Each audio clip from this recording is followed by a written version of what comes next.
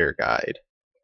So typically the world is 306, so world 6 for Barbarian Assault. And how you get on a team is you just come in here and you actually just say what role you're going to play. So heal / defend, attack, etc.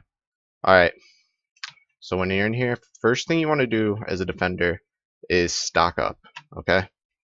And please, as a defender, make sure you remember to call. It's very important.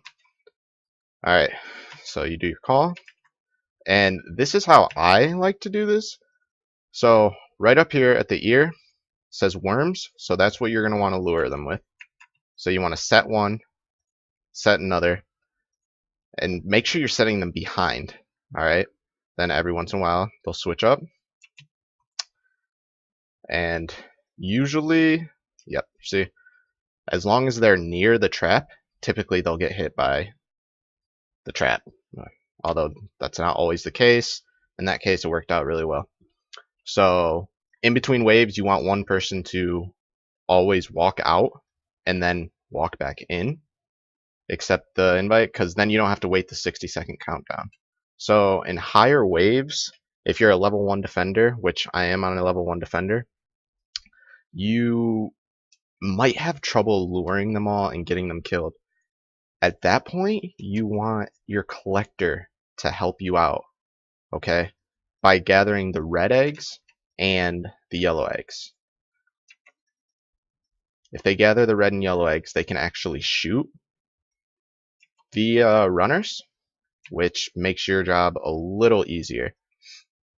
Alright, now also in higher rounds, when there is more than 2 runners, you need to grab logs and the hammer to fix your trap. Those will always spawn up here. Again, make sure you're always calling, because it is very hard on your healer if you're not going to call. So now when they get past here is where it becomes a little bit of an issue. Alright, the other thing is you want to make sure you're setting down more than one piece of food on the ground. Because if you only set one piece of food, they're just going to grab that and then continue running south. So typically you want to set a few pieces of food. So tofu is the lure food. If you place it down before it changes, it still counts. So it'll still follow those. And see here, my collector actually loaded it up with the correct eggs and just helped me kill it. So if you have a good collector, you know, your job's going to be extremely easy. Whereas if you have a bad collector, your job might be a little harder. Or if you just have a leeching collector, it's going to be pretty difficult as well.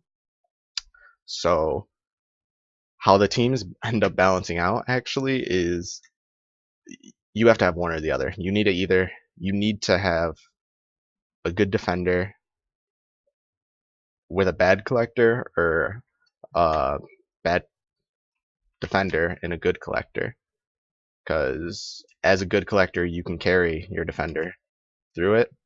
Alright. So again, drop the food that's needed. Drop it. A few of them. Don't drop only one. Dropping only one is very pointless.